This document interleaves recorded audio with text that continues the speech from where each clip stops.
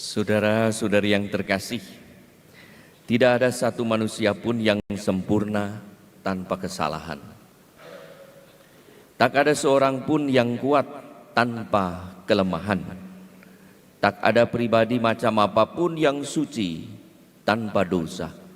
Sekalipun orang suci, orang kudus, santo santa, ada cacat, ada kekurangannya. Justru dalam kelemahan dan kegagalan kita tetap diberi kesempatan oleh Allah untuk berbuat baik.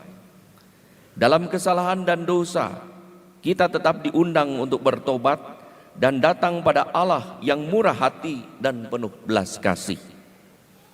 Kenyataan ini mendorong kita untuk mau bertenggang rasa pada sesama yang bertobat, sesama yang melakukan kesalahan tetapi ingin hidup lebih baik, hingga kita selalu juga berusaha untuk berbuat baik.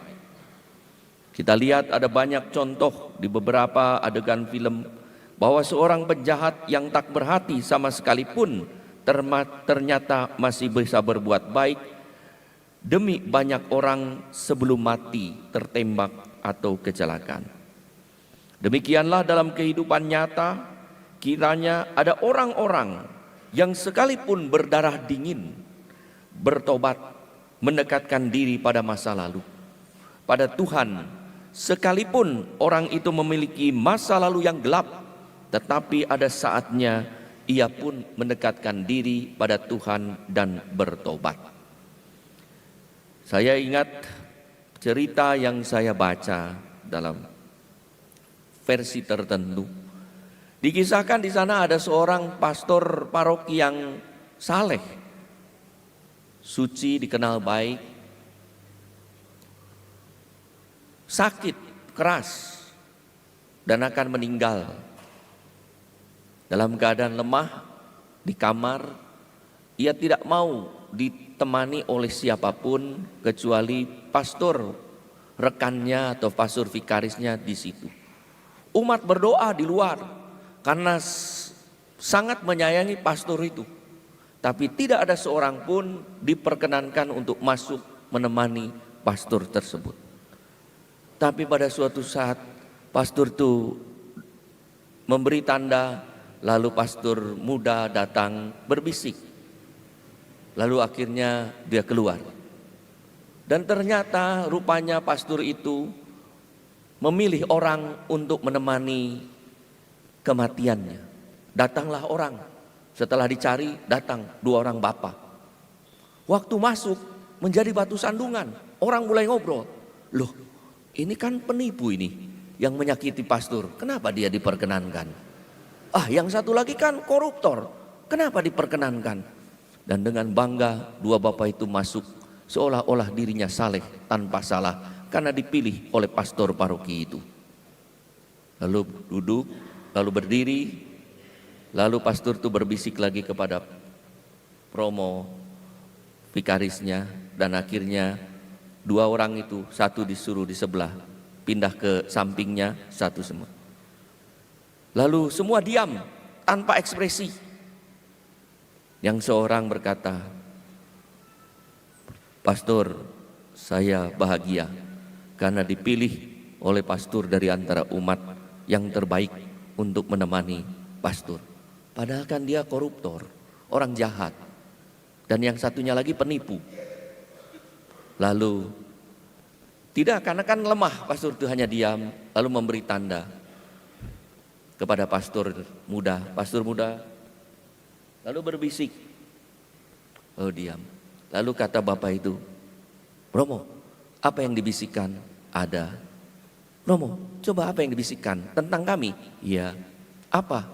Pastor itu bahagia akan mati, karena mati seperti Yesus didampingi oleh 2 penjahat.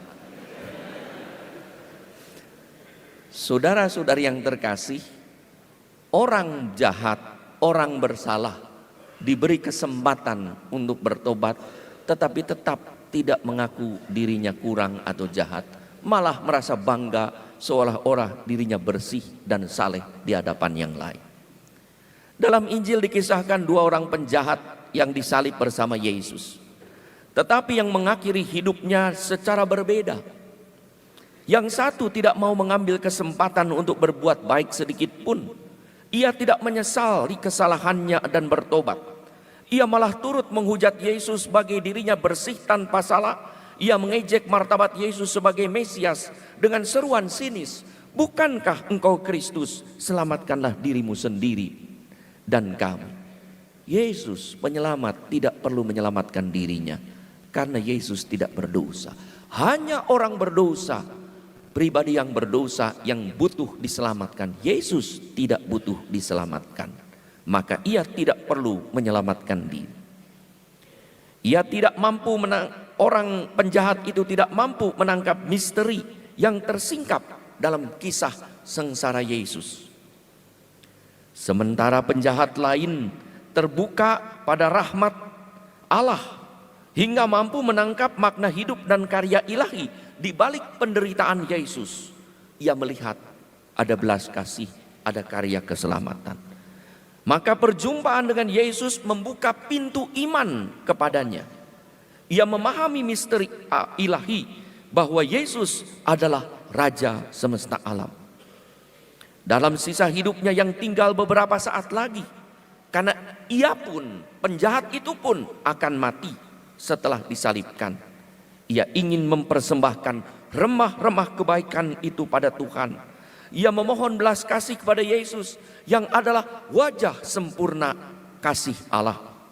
Ia ingin menyadarkan temannya akan perbuatan jahat yang mereka lakukan bersama-sama, seraya mewartakan pengakuan imannya pada Yesus sebagai Raja. Maka ia memohon, "Yesus, ingatlah aku apabila engkau datang sebagai Raja." Yesus pun membenarkan perwahyuan iman dia. "Aku berkata kepadamu, sesungguhnya hari ini juga," hari ini, bukan besok, bukan nanti, hari ini juga engkau akan ada bersama-sama dengan aku di dalam Firdaus. Pertobatan membuka pintu pada keselamatan dengan cara yang tak terduga. Juga di detik-detik terakhir, maka pertobatan tidak mengenal kata terlambat. Siapapun, pada usia apapun, pada kesempatan apapun, diberi kesempatan untuk bertobat dan selamat. Saudara-saudari yang terkasih, reaksi dua penjahat yang berbeda adalah dua reaksi spontan orang yang bersalah. Orang pertama bersalah, tetapi bereaksi munafik, seakan-akan ia itu suci dan tak bersalah. Orang munafik tahu bahwa dirinya punya kesalahan dan kelemahan, tetapi tidak bertenggang rasa memberi kesempatan pada sesama, malah menuduh sesamanya lebih berdosa dari dirinya. Ia menutupi kesalahan kejahatannya sendiri dan menghakimi orang lain seakan dirinya saleh, tak pernah bersalah, seperti penjahat yang menghakimi Yesus. "Jika engkau Mesias, selamatkanlah diri kamu. Kalau engkau tidak menyelamatkan, berarti engkau bukanlah Mesias." Sementara orang kedua bereaksi, mawas diri, refleksi, introspeksi, menyadari dirinya salah dan patut menerima ganjaran dan pelajaran.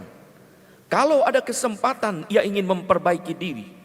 Kalau ada saat yang baik, sekalipun masih sisa hidupnya yang tinggal sebenar ini, ia berniat bertobat. Kalau diberi kesempatan, ia sungguh akan menyesal dan ingin bertobat. Saat menjumpai orang yang tak beruntung, ia mawas diri, bukan menghakimi. Ia memberi toleransi pada yang bersalah dan memberi kesempatan bertobat, sebagaimana ia menerima belas kasih dari Allah. Ia menerima belas kasih dari Allah karena Tuhan sungguh berbelas kasih kepada kita semua. Semoga belas kasih Allah dalam diri Yesus, Sang Raja semesta alam, makin kita alami, terutama saat kita bertobat. Tak ada kata terlanjur untuk bertobat, tak ada kata terlambat untuk berbuat